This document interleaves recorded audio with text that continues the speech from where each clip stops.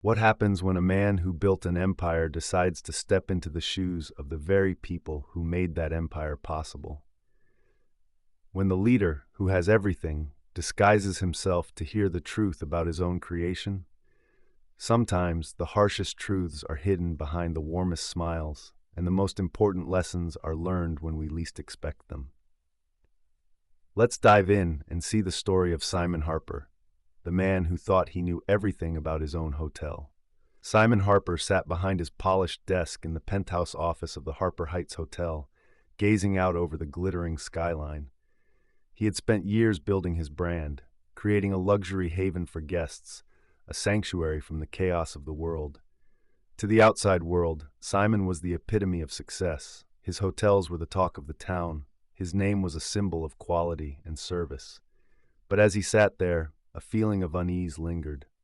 Something felt off. He had everything money could buy, but was he truly in touch with the heart of his business? He had heard whispers in the hallways, rumors of dissatisfaction among his staff, murmurs of guests unhappy with their experiences, but he pushed them aside. After all, he was the boss. He knew what was best. Or did he? A thought struck him. What if he could see his hotel through the eyes of the very people he was serving? What if, for once, he could step outside the ivory tower and walk in the shoes of the staff and the guests?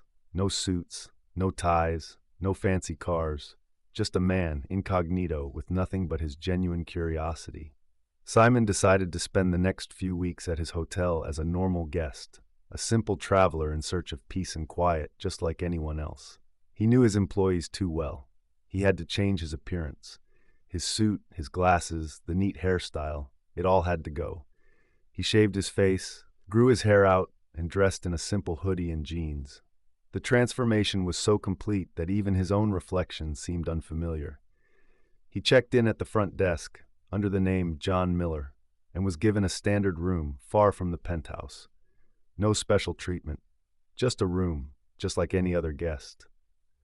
As he walked down the corridor, he took in every detail: the polished floors, the smell of fresh flowers, the hum of quiet conversations. He watched the bellboys rush by, the housekeepers with their cleaning carts, the concierge ready with a smile. But Simon's eyes were sharper now. He was looking for the small things, the things he had never noticed before. That evening, as he sat in the hotel lobby, sipping coffee, Simon overheard a conversation between two guests sitting nearby. One was an older man, dressed in a worn jacket, and the other was a younger woman with a tired expression.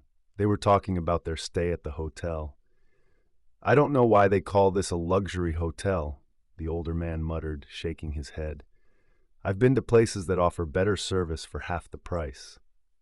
The woman nodded, her face filled with frustration. "I'm staying here for a business conference, and I was told the internet connection would be top-notch. But I've had to use my hotspot every day because the Wi-Fi is down more often than not." Simon's heart sank. He wanted to stand up, to walk over and apologize, to explain how much his hotel meant to him. But he stayed quiet, hidden in his seat. The words stung like 1,000 needles. This was his hotel. This was supposed to be his legacy. "You'd think for the price we're paying, we'd get better service," the older man continued. "The staff seem nice, but they don't seem to care enough. I don't know what's going on behind the scenes, but it doesn't feel like the place it used to be." Simon could hardly breathe. The words were cutting through him, shattering the perfect image he had of his own hotel. He had heard these complaints before from staff, but hearing them from guests, people he had spent so long trying to impress, was different. It was real, raw, honest. The following morning, Simon decided to go down to the staff cafeteria, still in disguise. He had heard stories of a dedicated employee named Roy, a bellman who had been working at the hotel for over 10 years. Roy was one of the few employees who had stayed with the hotel through thick and thin, and Simon wanted to hear his perspective. He approached Roy, who was sitting alone, eating his breakfast. Simon sat down across from him, offering a friendly smile. "Mind if I join you?" he asked. Roy looked up, somewhat surprised, but nodded, gesturing to the empty seat. "You're the bellman, right, Roy?" Simon asked casually. Roy nodded again. "Yeah, that's me. Been here for a decade now. Guess you could say I know this place like the back of my hand. Simon leaned in slightly, trying to sound as casual as possible. So, how's everything going around here? It's been a while since I've had the chance to chat with the team. Roy paused, taking a long breath before answering. Well, things aren't what they used to be. You know, the good old days. There's a lot of pressure on us to do more, but we're understaffed. Some of the new managers, they don't listen. They don't get it. We've got people working 12-hour shifts and it's wearing them down. Simon felt a lump in his throat. He wanted to ask more, but he could feel the emotion building up in Roy's words. Some of us are hanging on by a thread, Roy continued. I've worked hard for this place, but lately it feels like the heart of the hotel is gone. The guests feel it too. I see them come in expecting a luxury experience, and then they leave disappointed. Simon was speechless. Roy's words were a mirror, reflecting everything that was wrong. He had built this empire, but in doing so, had lost the soul of it. The connection, the care, the dedication. In the days that followed, Simon took every opportunity to blend in with the guests and staff. He watched, listened, and learned more than he ever thought possible. The truth was harder to bear than he had imagined, but it was also the key to his redemption.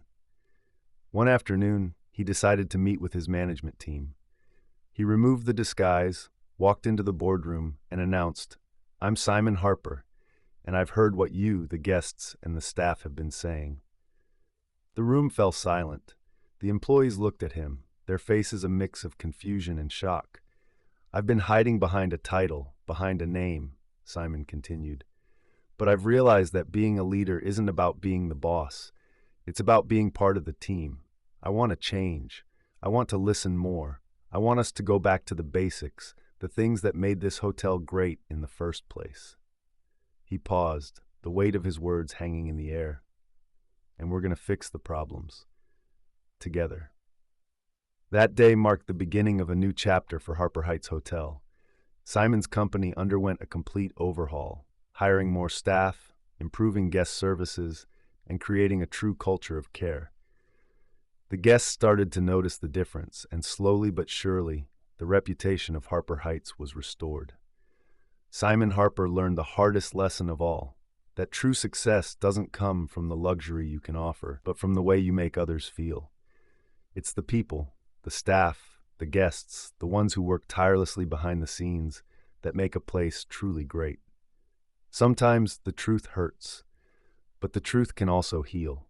When you stop pretending to be something you're not and start listening to the voices that matter the most, you unlock a power greater than any title or paycheck could ever provide.